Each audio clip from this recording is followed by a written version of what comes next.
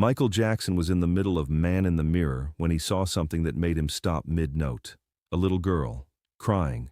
Security guards surrounding her, trying to drag her out. But wait a minute. This was Madison Square Garden. Sold out. 80,000 people. Why would they remove a crying child from a Michael Jackson concert? July 16, 1992, New York City, the Dangerous World Tour. Michael Jackson had already performed for 2 hours. The crowd was screaming. Cameras everywhere. This was supposed to be the final song, but that wasn't even the shocking part. The real story had started 6 months ago, and nobody in that arena knew the truth. Let me tell you. January 1992. Emma Rodriguez was 7 years old, leukemia, stage 4. The doctors had given her 8 months, maybe less. How long does she have? Emma's father asked the oncologist. 6 to 8 months, I'm sorry. Emma's mother collapsed in the hallway. Her father stood there, frozen. Their only child was dying. Emma loved Michael Jackson. Heal the World was her favorite song. She'd play it every night before bed, even when the chemotherapy made her too weak to move. When I grow up, Emma would say, I'm going to meet Michael Jackson. Her parents would smile and break inside. Of course you will, baby, her mother would whisper. But they knew. Emma wasn't growing up. March 1992. Emma's condition got worse. The chemotherapy wasn't working. The cancer was spreading. Fast. How much time? Her father asked again. Weeks, maybe a month. Emma's parents made a decision. No more hospitals, no more treatments, just life, whatever time she had left. Emma, her mother said one night, if you could do anything in the world, what would it be?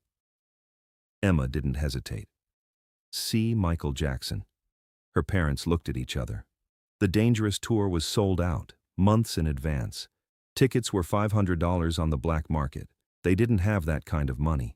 But here's the thing. Emma's father, Carlos, worked nights at a printing company. He printed concert posters, programs, backstage passes. I can get us in, Carlos told his wife. Not with tickets, but I know people. 2 weeks later, Carlos called in every favor he had, a security supervisor, a stagehand, an usher who owed him money. I need 3 seats, anywhere, for my daughter. Please. They got seats. Section 400, top level. So high up you could barely see the stage. It's perfect, Emma said when they told her. I don't care where we sit, I just want to see him. July 16th, concert day. Emma was weak.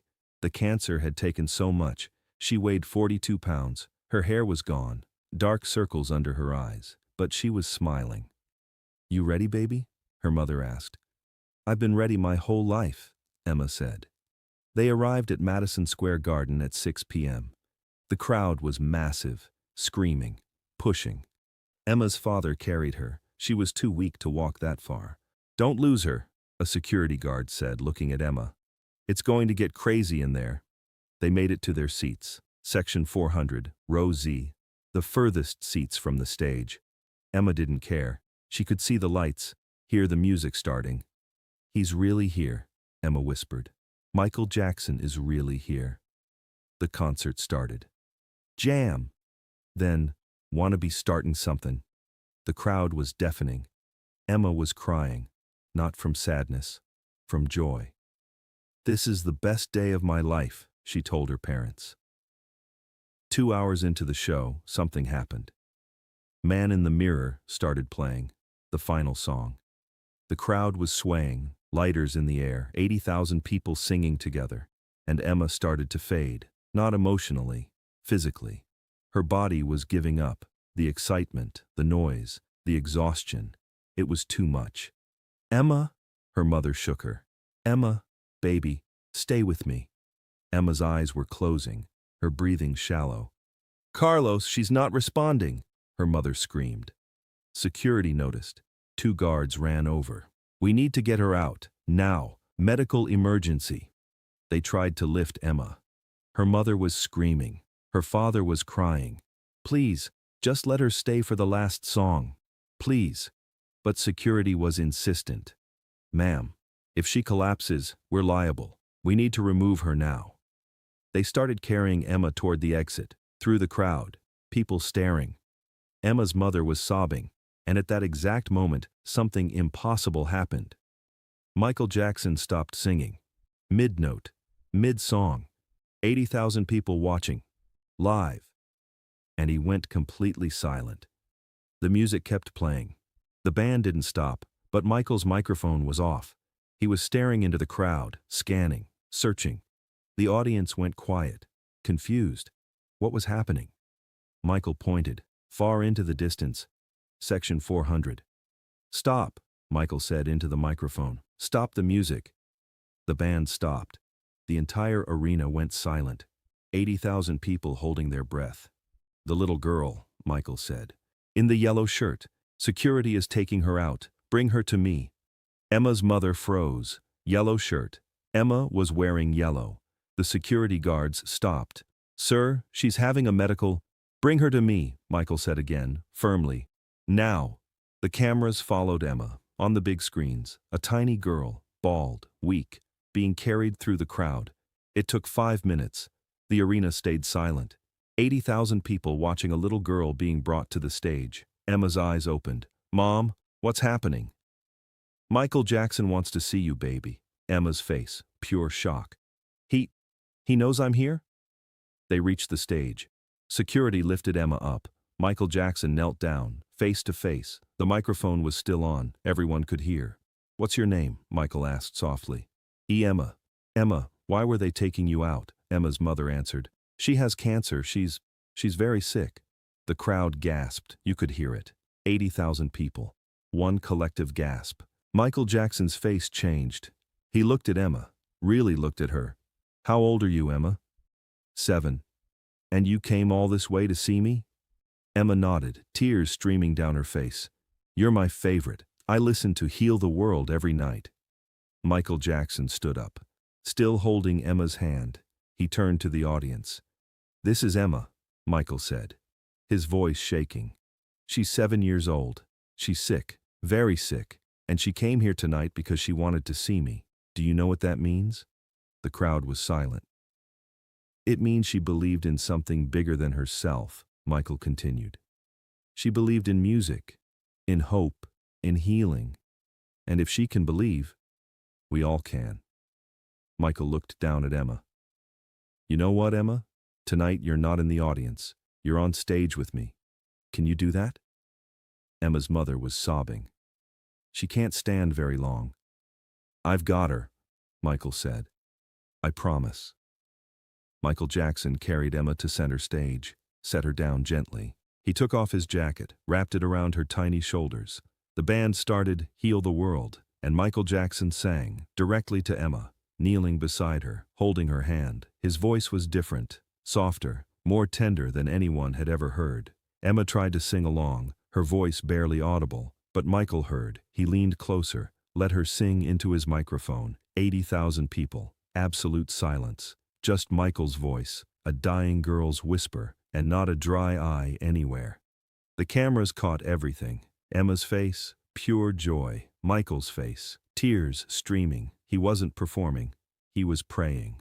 When the song ended, Michael stayed kneeling, took Emma's hand, kissed her forehead, and whispered something in her ear.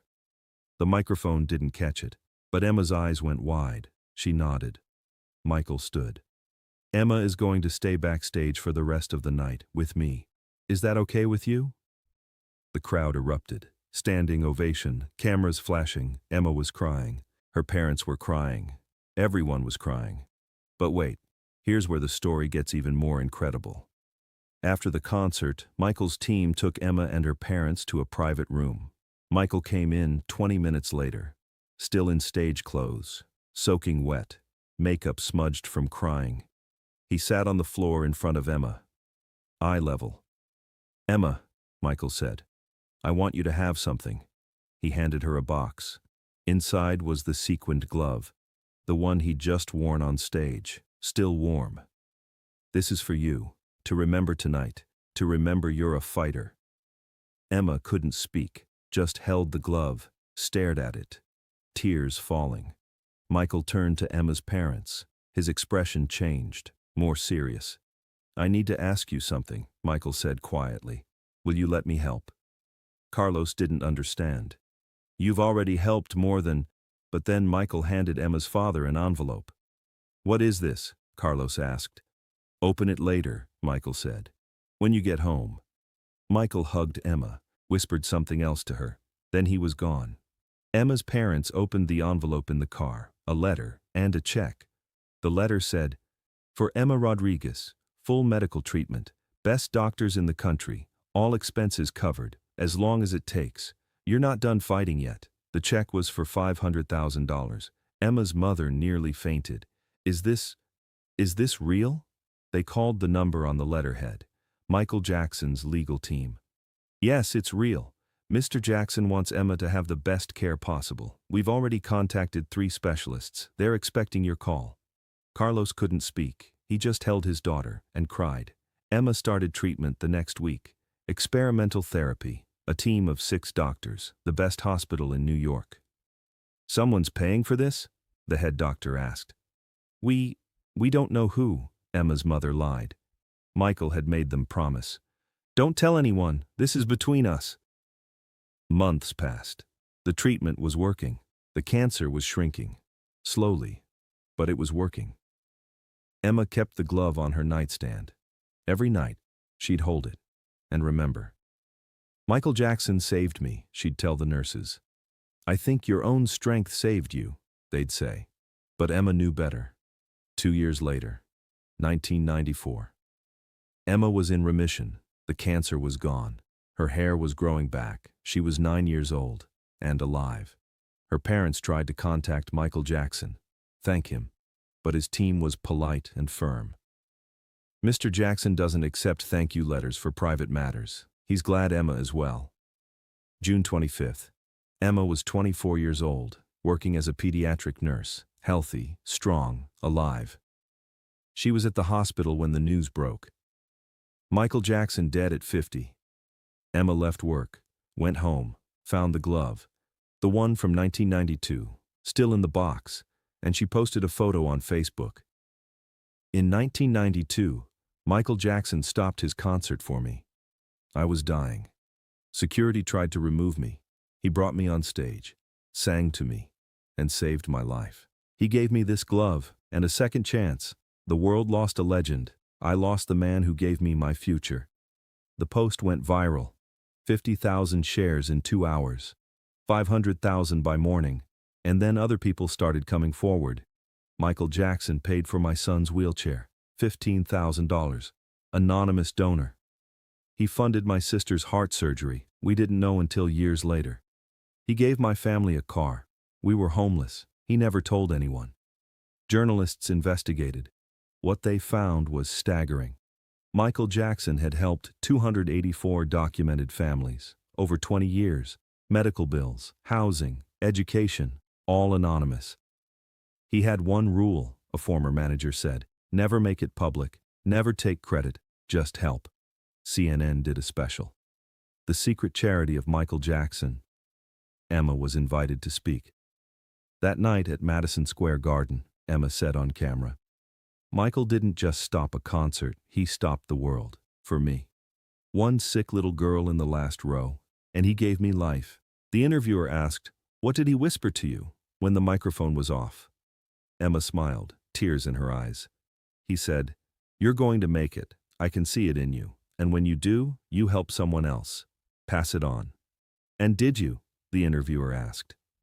I'm a pediatric oncology nurse, Emma said. I work with kids who have cancer, kids like I was, and every single one of them gets a glove, a sequined glove, just like Michael gave me, and I tell them, you're going to make it, pass it on.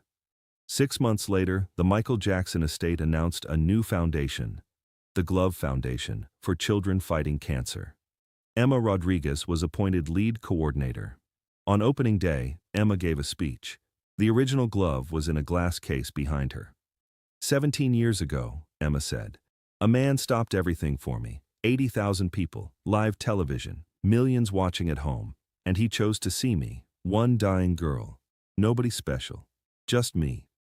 Emma's voice cracked. He taught me that one moment of attention can save a life. That real kindness doesn't need cameras. That love is an action. not a word. Michael Jackson gave me 32 extra years, and counting. Every day I wake up is because he stopped, because he cared, because he saw me. Today, the Glove Foundation has helped over 3,000 children with cancer, full treatment coverage, family support, medical research funding, and in every hospital room, there's a photo. Michael Jackson on stage, kneeling beside a little bald girl in a yellow shirt, both of them smiling.